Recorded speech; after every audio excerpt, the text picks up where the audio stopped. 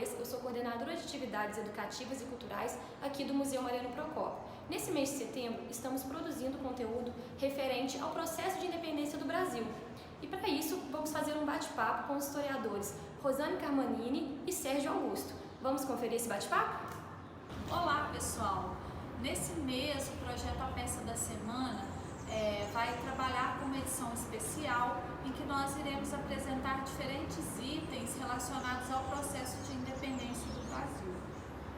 Para falar um pouquinho sobre esse processo, o contexto do processo de independência do Brasil, é importante a gente remontar ao século XVIII. O nosso processo de independência ele é muito influenciado por várias questões históricas que aconteceram ao longo do século XVIII, como a Revolução Francesa, com os ideais de igualdade, de liberdade, de fraternidade.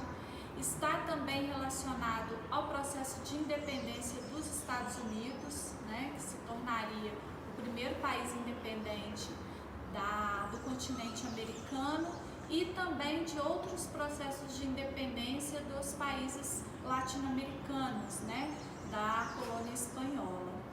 E é importante a gente pensar na independência como um processo histórico e não como uma data única e simples.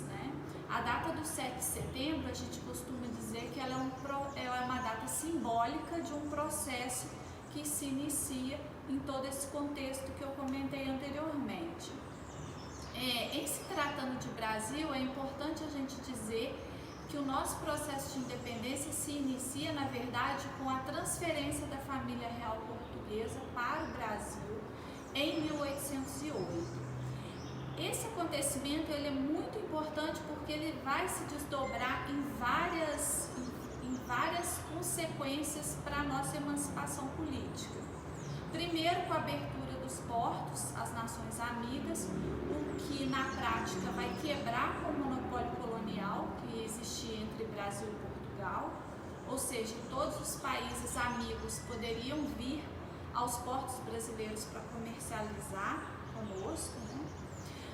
Ele traz também uma certa independência cultural, com a criação de várias instituições culturais, como a Biblioteca Nacional, a Academia de Belas Artes, a vinda da missão artística francesa em 1816 também vai trazer um desenvolvimento, um dinamismo cultural muito grande para o Brasil, e também uma certa autonomia política, porque em 1815 o Brasil ele deixa de ser uma colônia, uma mera colônia, para se tornar, ele é elevado à categoria de Reino Unido de Portugal e Algarves.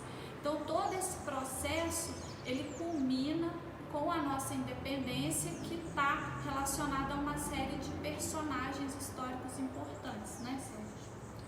Sem dúvida, é importante destacar esse caráter processual da independência, justamente porque não havia também uma previsibilidade desde o início lá do século XIX quanto à questão da independência, A independência ela foi se constituindo ao longo do tempo, e a partir da definição de posicionamentos políticos, de rachas entre os grupos políticos aqui existentes, E a Revolução Liberal do Porto também vale destacar que teve um papel muito significativo para a definição do cenário político na corte, E o que veio a pressionar, o retorno do Dom João I, Dom João VI, e depois o príncipe Dom Pedro I, que era príncipe regente nesse período de 1822,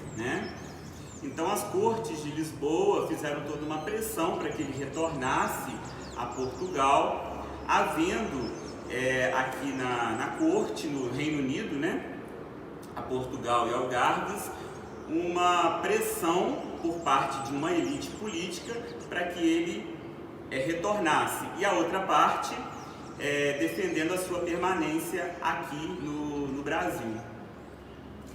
Porque na verdade o que as cortes portuguesas desejavam é que o Brasil retornasse à condição que ele tinha de colônia antes de 1808. Não havia nenhum pacto selado ou totalmente consolidado ainda nesse período. Essa instabilidade política, ela foi ditando rumos, né, na política do reino, estabelecida aqui no Reino Unido, né, a Portugal e Algarves, né? Então existe uma instabilidade, uma imprevisibilidade também que a gente precisa levar em consideração nesse contexto histórico, né? Não havia nada certo, né? Porque nós tendemos muitas vezes a fazer uma leitura retrospectiva da história, né? E nós historiadores, nós temos todo esse cuidado de entender o processo histórico na sua complexidade, né? Levando em consideração que os atores sociais, políticos atuantes naquele momento não tinham certeza do que aquele processo que eles vivenciavam iria surtir um determinado efeito. A gente pode considerar que o processo de independência ele é fruto da articulação de uma parte da elite brasileira que não aceitava mais que nós perdêssemos todas as liberdades que eu comentei antes, né?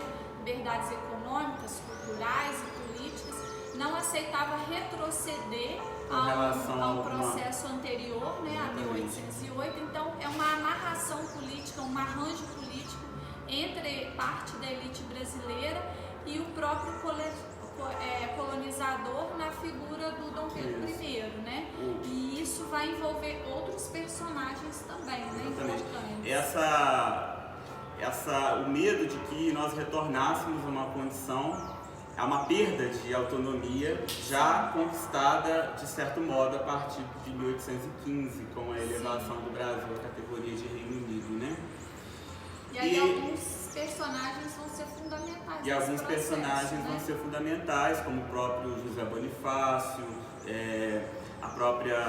a princesa Leopoldina, né, que depois veio a se tornar imperatriz com a independência do Brasil, com a proclamação da independência.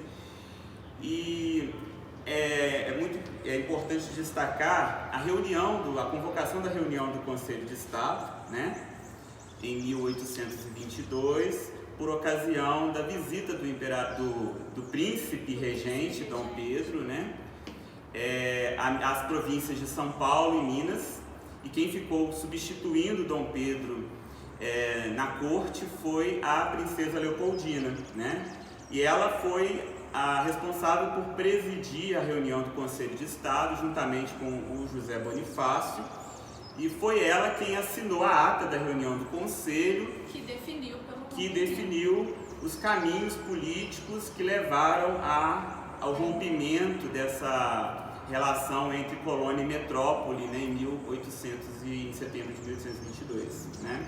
O que a gente quer dizer com isso é que o 7 de setembro ele não é um fato isolado e nem o Dom Pedro I é o único protagonista nessa história, né? A gente tem uma personagem feminina importante aí no processo de independência, o próprio Bonifácio, que depois seria o tutor do Dom Pedro II, né? Exatamente, primeiro tutor. Sim, e toda uma elite brasileira interessada nesse processo de ruptura por conta de questões políticas, sociais e econômicas. Então, é interessante a gente debater um pouco e entender as nuances desse processo, que foi o nosso processo de independência. Esse afastamento dessa ideia de um 7 de setembro como um divisor de águas, né? um divisor de águas, é muito importante até para a gente entender que não existia uma ideia já pré-concebida de Estado-nação. Que essa ideia ela foi se constituindo, sendo construída ao longo do século XIX, né? Durante aí o período regencial, depois durante o Segundo Império, né? Com a figura do Dom Pedro II. Então todo esse repertório de símbolos e de referências, né, que conformam a ideia de um Estado-nação foi sendo construído e se consolidando ao longo do tempo, né?